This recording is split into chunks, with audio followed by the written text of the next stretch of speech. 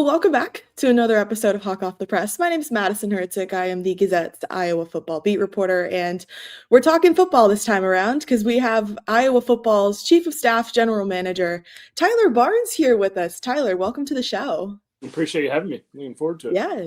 Thank you very much. I know you've just finally reached I'm gonna put calm in quotation marks because I don't think things ever really stop, but at least it's not as busy as it was about a month ago when the transfer portal was open. So have we had a chance to catch up on sleep yet, or are we still working on that? Yeah, it hasn't been too bad the past couple of weeks. It's GMs, front office people, personnel, coaching staffs, everybody's taking a collective sigh of relief from January, December. I mean, really the season, and then once the season's over, it was right into the portal. I mean, we got back from the bowl game.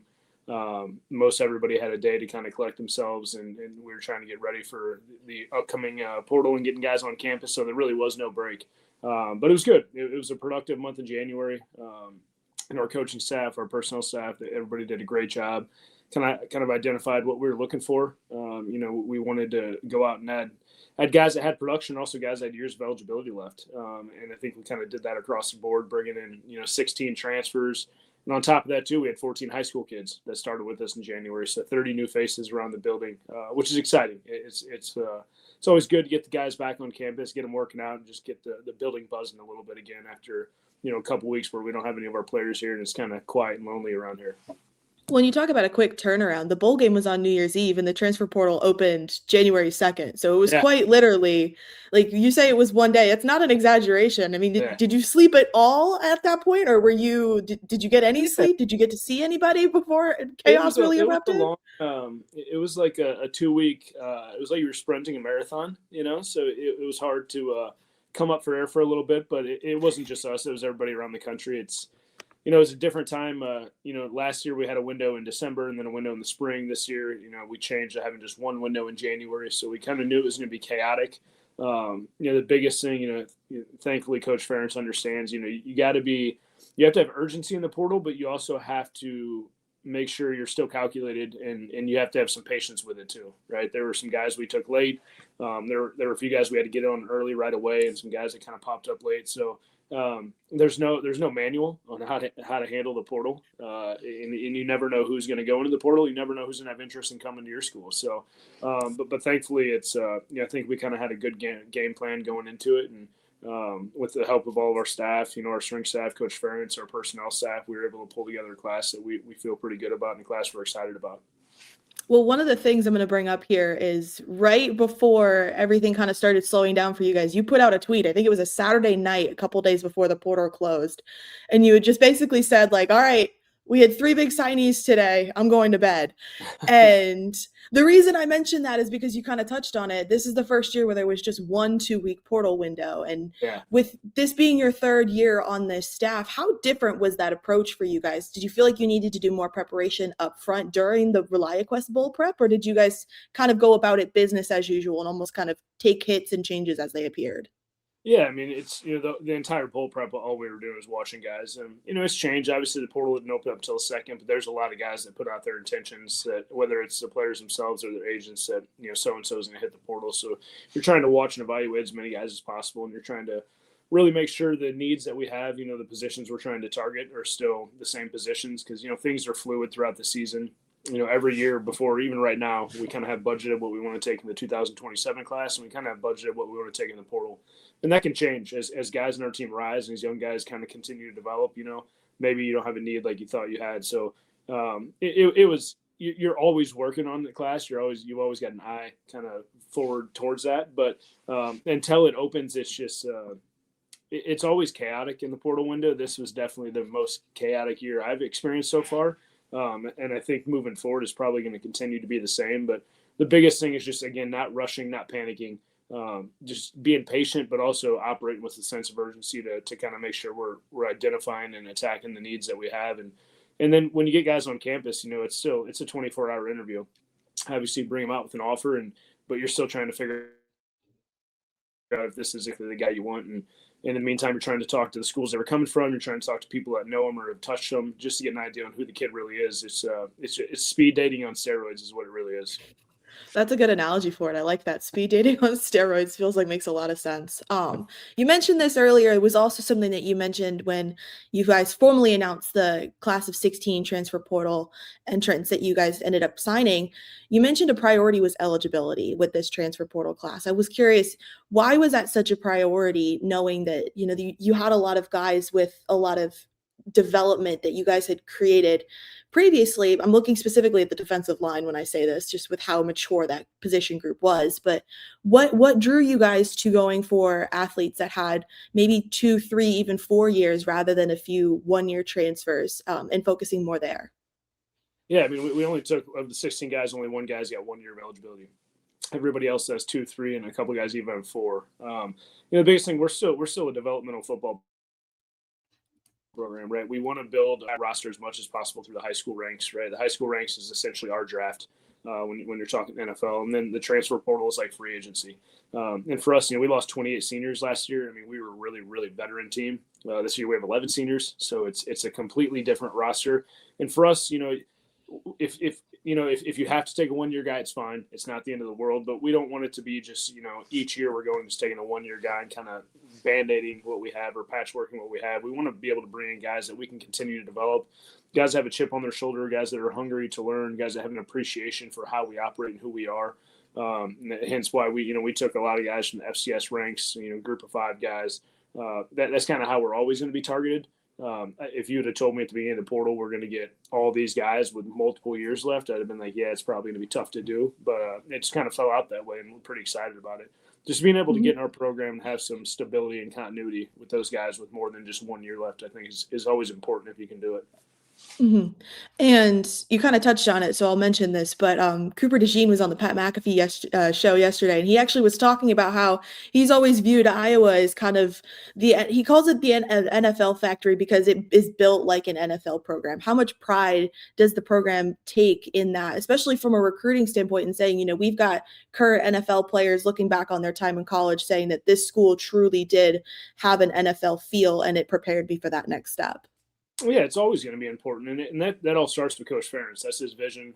That's what he's wanted this program to like for 27 years now, and it was December to help him execute that vision. Again, Mark was a 1 year guy last year. Mark was a huge addition as a transfer. We wish he had him for 2. And you just think about, man, if you did have that guy for 2, how different would our team have been, and how different of a player would he have been at the end of it too? But we're not going to complain about getting him for 1 year. But it's the way we're built is, again, just trying to get guys in here and have a chance to develop them. Get them in the weight room, get them around our strength staff, really pushing their limits and kind of see. We know where their floor is when we get here. We need to see where their ceiling is, and it's hard to do with a 1 year guy. It's not impossible. It's just tough to do. Indiana had success with this year with Mendoza, obviously. And schools around the country do, but just the way we're built and the way we operate, it is truly very important for us to kind of, keep working to get guys with multiple years left as much as possible. Mhm. You touched on this a little bit. I wanna see if you can elaborate a little bit more. You mentioned really kind of going after a lot of group of 5, a lot of FCS players, and if you look at the 16 signees, that's the majority of them, but one of the things that stands out is every single one of the group of 5 FCS transfers comes from a pretty decent individual resume on top of what they did collectively with their team. How important was that? Not just getting guys that wanna develop, but have found success at the level that they were at before taking the next step to the Big Ten?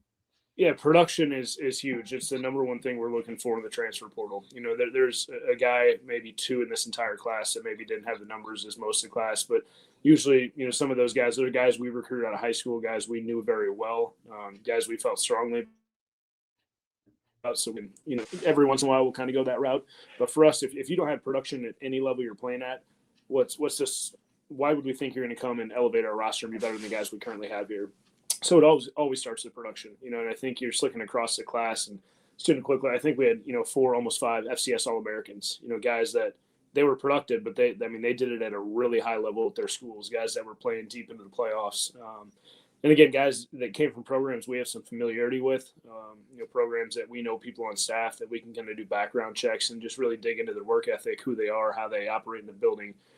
It's important to us, but it always starts with production.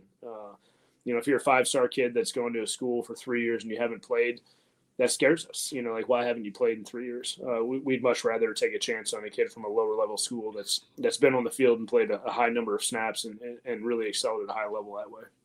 Mhm.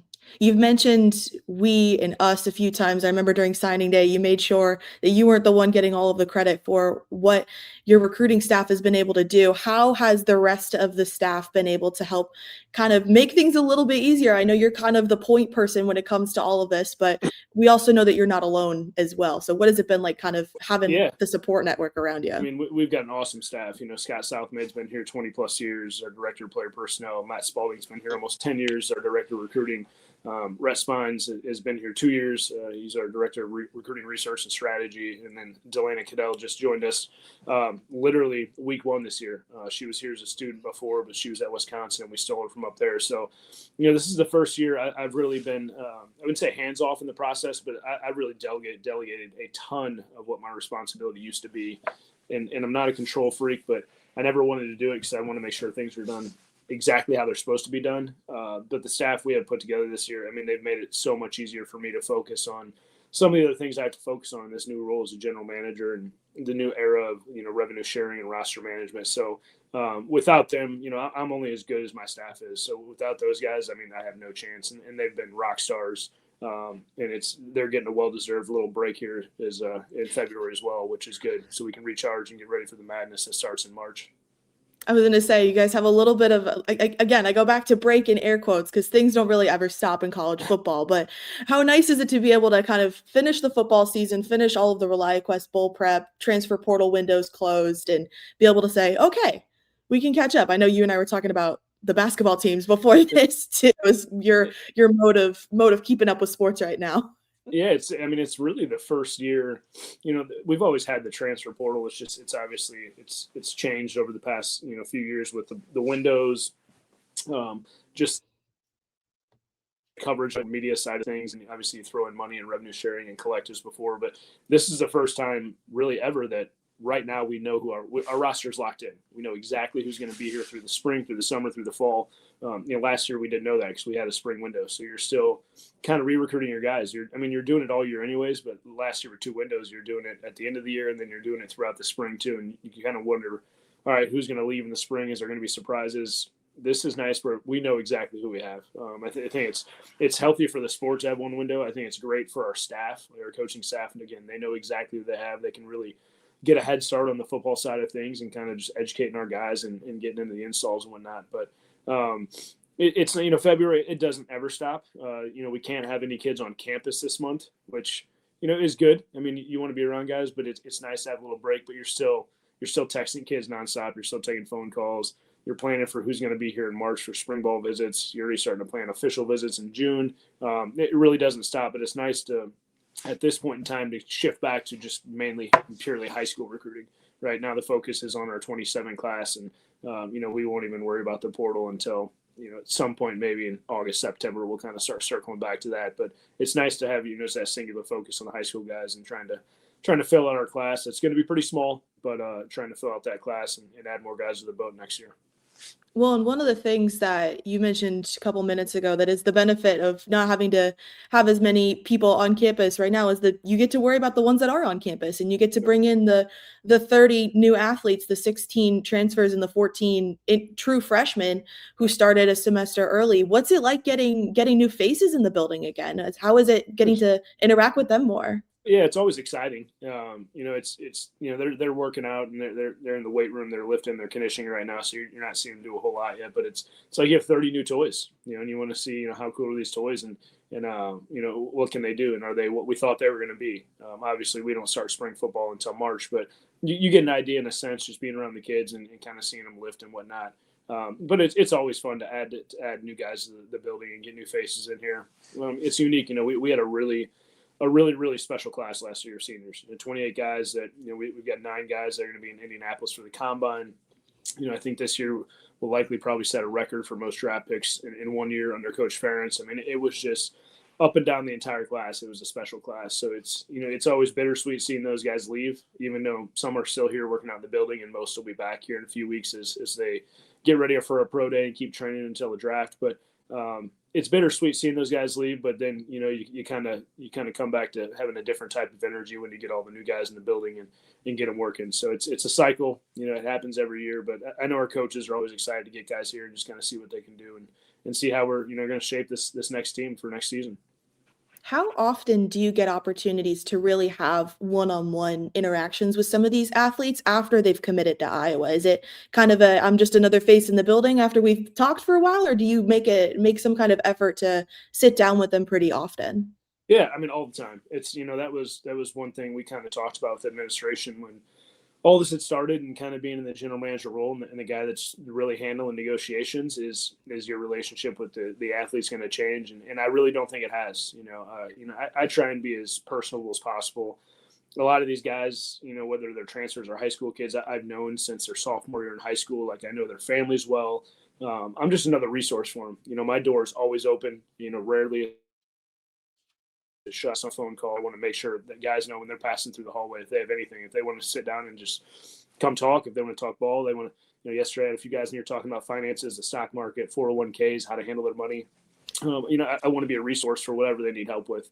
And I want to make sure we continue to maintain that relationship. And what's changed now is, whether it's dealing with their agents or sometimes their parents or the athletes themselves, you're talking about money, and, everybody wants more money. Everybody wants more money.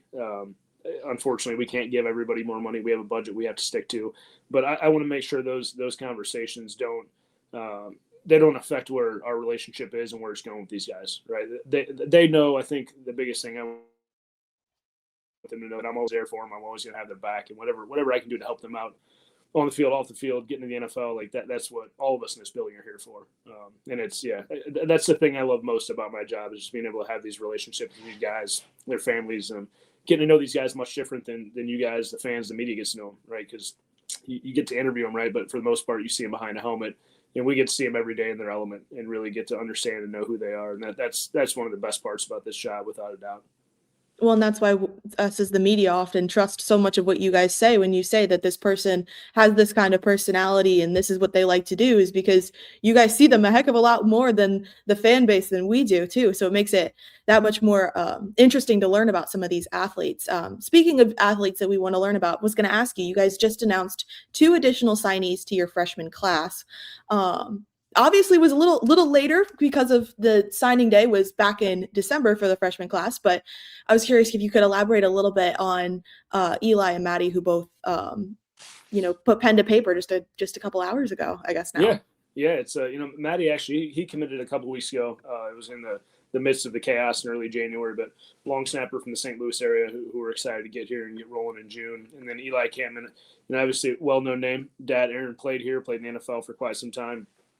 Eli will be joining us as a defensive back from just right down the road in Solon. So, but both guys, those 2, along with 8 others, we have 10 more guys that will start with us in June, and guys that are still in high school, finishing up their senior in high school. So really, when you look at it, you're talking about 40 new faces when everybody gets here in June. But it's you feel great about those 2 guys, and obviously Eli grew up watching the Hawkeyes, right? That's a black and gold family through and through. So having a chance for him to live out his dream and stay close to home, where his parents are, is something that's pretty cool. And we're excited to get both guys here in about 4 or 5 months now.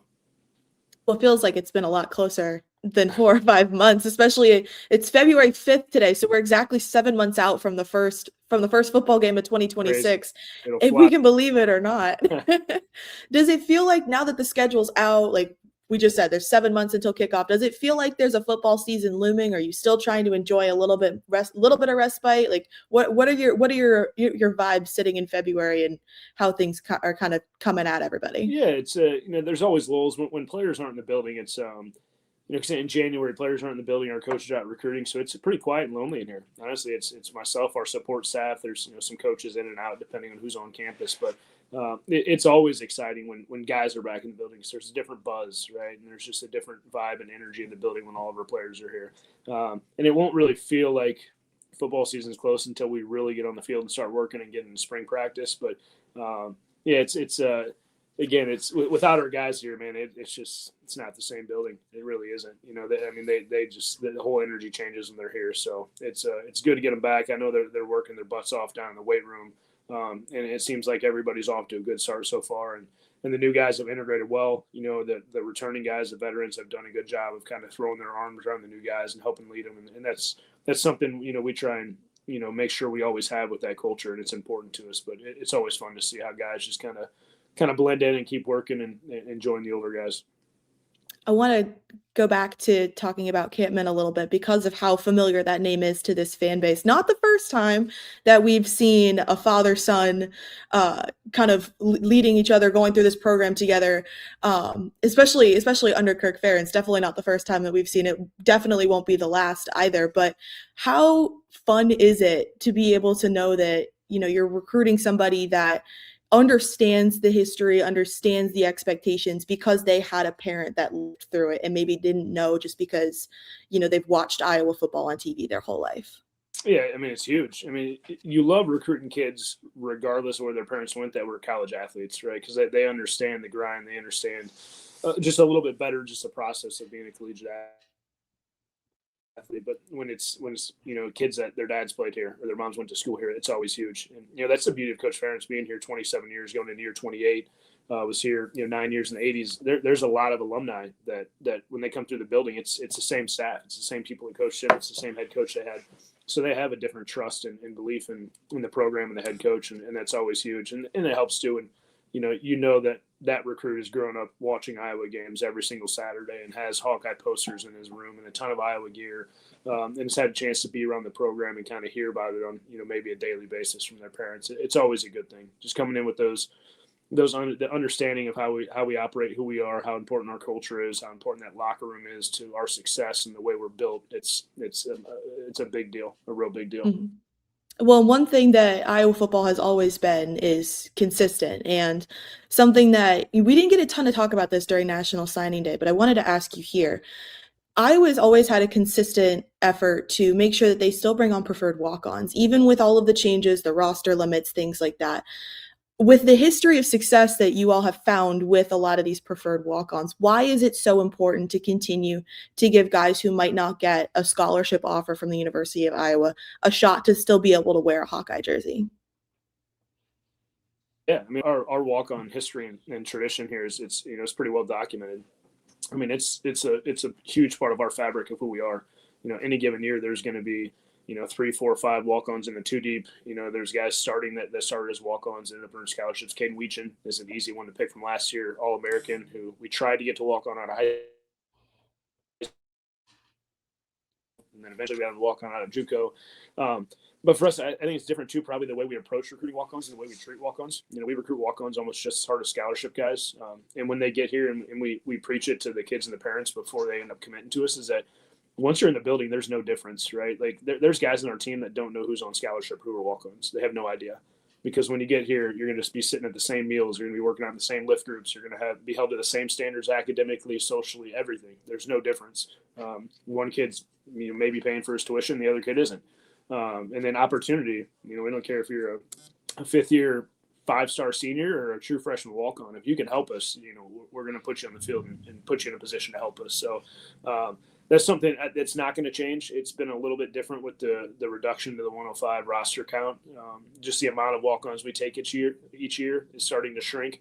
And that's unfortunate, you know, obviously, that because there's another 5 to 10 kids in the state of Iowa that would have loved to be part of the signing class that we just didn't have room for this year. So we got to be a little bit more calculated in who we take because of those roster numbers being reduced. But at the end of the day, our approach to recruiting walk-ons and taking walk-ons is always going to stay the same. They're extremely important and vital to our success with this program. Mm-hmm. And then we've talked a lot about this culture that you guys have harped on, that you see the team naturally gravitate towards one another, veterans welcoming in transfers and some of these spring semester entrants in the freshman class. You're going to get the rest of the class later this summer in June. What's it like integrating freshmen when they start college a semester early versus when they start in the summer? How do you go about getting them to feel included, especially when one half is starting classes and things like that, and the other, you know, gets a little bit more buffer before they start the college life? Yeah, I mean, first of all, huge shout out to Sam Brinks and Noah Shannon, you know, our director of player development and assistant director of player development, because they, you know, once kids sign and commit to us, I'm not done with them at that point, but usually I kind of hand them off to Sam and he takes care of the onboarding and getting them situated in Scott South Mid with application admissions and Sandpines housing, all the important dates. He does a ton of communication with the kids and the parents in terms of getting him here on campus and getting them settled and set up with everything. I mean, it really takes a village to get guys here. But the beauty is a lot of these guys have been on campus for official visits. They've been here to game day visits, so that they know guys on our team. So when they get here, it's not like it's completely foreign. And our older guys, I think just the way we've always been built is they know when we have new guys on campus, it is your job too to help integrate them into the program and put an arm around them and help them just kind of lead them to where they need to go. And because, in the recruiting process, we do everything in our power to avoid egos, guys that, we want guys that understand and fully appreciate the culture here and how important it is. So you can't come in and just be a me guy. We don't like those guys at Iowa. We try to avoid those guys at Iowa. So when you recruit the right way out of high school, whether it's a transfer coming in or a high school kid, the guys that are here on the roster understand it is their job. And those guys might be competing for your job. They might be coming to take your spot, but iron sharpens iron, right? So if you can throw an arm around a guy and just kind of give him the lay of the land and show him how we operate and how we work, it's going to make everybody's life much easier. And thankfully, we've got a really good foundation of culture and team here, and just really good guys that understand that and appreciate it and they embrace it, which makes our jobs easier. Mm-hmm. And well, I know we've kind of joked on it a little bit, but with things slowly starting, we're in February now, which means spring ball slowly starting to become something you can see on the horizon. How soon, or how are you already itching to kind of get the football energy back in the building a little bit? Does it feel like the football, like the atmosphere of having these guys being able to go out and fully practice? Are you missing that? Are you ready for that to be back? Or are you kind of like, I'm trying to enjoy a little bit more of a break while I still have it? Yeah, I think everybody, coaches included, is ready to get back to it. But it is good. This is a really important period for our guys. This 8-week session where they're in the weight room. A lot of guys, especially the high school kids, even the guys that were freshmen on rosters last year, a lot of them played basketball. They wrestled. They had track in the spring. They were baseball players. So this is the first time that they're going through being a true college football player and going through an off-season program. And that's where you see a lot of changes in kids. They get bigger, they get faster, they get stronger, their bodies change. So that's always exciting, seeing what they look like going into spring ball after getting through this 8-week period. But yeah, I mean, if the coaches had a choice, we'd be on the practice field today, right away out there throwing it around, getting pads on. But it's good for our guys. It's just there's a cycle in terms of how everything works here, and this is a really important cycle that our guys are going through to really just really improve their bodies and again get bigger, stronger, faster. So it's the energy is definitely back in the building. On Saturdays, our guys kind of have team-led, workouts that they're our older guys, our captains kind of, run everything, which is cool to see. And I know they're itching too, but there's also a reason that, we don't start spring ball until March, and their bodies need some time to kind of relax and keep building to get ready for next year. With how much Iowa really does place a focus on development, how fun is it for you to be able to meet an athlete when they're as young as maybe 15 and to see them grow and graduate with the program, maybe even holding a leadership position as a captain, doing those team-led workouts in the off season? What's that like for you, just as somebody who gets to be around them as much as you get to be? It's awesome. It's one of the most rewarding things, and coming up in April with the draft, that's always a really cool thing to see. When you're going to see how many ever guys that get drafted, but you hear their names called. You think back to the first time they were on campus, and they're this little snot-nosed kid. They're not little. Most of our guys are much bigger than me, but it is cool to reflect on their journeys, and that's the cool part of just. Again, fans come out Saturday, they root for our guys. They love seeing draft picks, but there's so much more that goes into the entire relationship and developmental process of our players.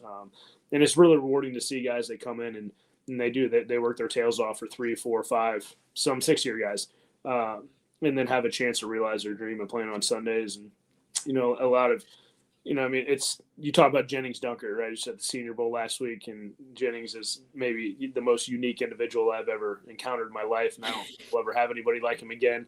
But he had one offer from Iowa, and he got here, and he was a young guy, and I think we all knew what Jennings could become. Did we know he was going to become the dunk that he is now, and just a really badass football player? Maybe not, but just every story is different, and being able to see, their stories unfold as they get older and they realize some football success. It's really special. It's one of the best parts of the job, without a doubt. Well, and it's also fun when you have viral moments like Dunker talking about his nutrition diet during interviews during the Senior Bowl, or Bo Stevens, kind of showing off what he's been able to do on the offensive line and things like that. I did want to ask, speaking of some offensive line members, I had a chance to see the Joe Moore Award sitting in the Hanson building for the first time earlier this week. What was the corner spot that ended up being picked? Was that just the best place for it? Was there Yeah, any sort of decision as to where you put it there? Because I had a good laugh of it staring it down. Yeah, when we won it in 16, we actually kept it on the main floor in the lobby in there, and it's huge. I mean, you could sleep in that thing. It's gigantic. I don't know how they picked that one, but actually it works out. I like it better there than where it was in 16 when we won it. But that's a testament to those guys. Coach Barnett, I mean, he's done such an unbelievable job with the offensive line. And, kind of rebuilding that room, and there were some rough times early on, but, those guys never flinched. Coach Barnett, the players, they never flinched. They kept rolling. And it's a good group, starting with the 5 from last year that probably should have won the Joe Moore Award and didn't. And then the 5 guys we had this year. You think about it, I mean, the 5 guys last year, 2 are in the NFL right now. Connor Colby, Mason Richman's playing in the Super Bowl this weekend. And then you got the 3 guys, Lojo, Bo, and Dunk, that'll be drafted this year. And then the other 2 guys that started for us this year, they're going to be draft picks as soon as next year if they want to be. So that's impressive when you can say over 2 years you had 7 guys starting the offensive line, all 7 were drafted. And that again, you just can't talk enough about the job that Coach Barnett has done with those guys. And the room has changed. There's a different vibe in the room. There's a different belief. There's a different confidence. He's done a really good job building it with the guys that he wants in that room. And, we're a very small piece of that in the personnel side, trying to help them identify and find those guys. But it's cool to see. As a team, has had a really great O-line tradition, and they took a beating from the public and the fans for a couple years. And again, just to see them turn it around and show them that, hey, we're back as O-line U, it's been really cool to see. Well, so with Mason Richman playing for the Seahawks, does that mean you're pulling for the Seahawks on Sunday, or are you leaning towards the Patriots? Yeah, I don't follow either team, but since there's only one Hawkeye playing in the Super Bowl, I'm absolutely going to be pulling for the Seahawks. That's kind of how I roll these days. If the Bears aren't in it, I don't care too much. If it makes you feel any better, I'm a Bills fan, just having a little bit more of the Western New York experience and getting to experience Bills Mafia. But after I was pulling for the Bears for a little bit too. I was like seeing that story kind of go for a while would be really, really fun. So absolutely. I was definitely a little bit of a Chicago bandwagon for some of the season. I will fully admit that. But we'll take Tyler. Tyler, thank you so much for joining. This has been great getting to talk to you about this, and we really appreciate you taking the time of a rather busy calendar year that you get to have. No worries. I appreciate it. It was fun being on here. Thank you, guys. And if you guys like this content, we have a new episode of the podcast every single week. And the newsletter with the exact same name, Hawk Off the Press, comes out every Friday morning. Thank you so much for watching. We'll see you next time.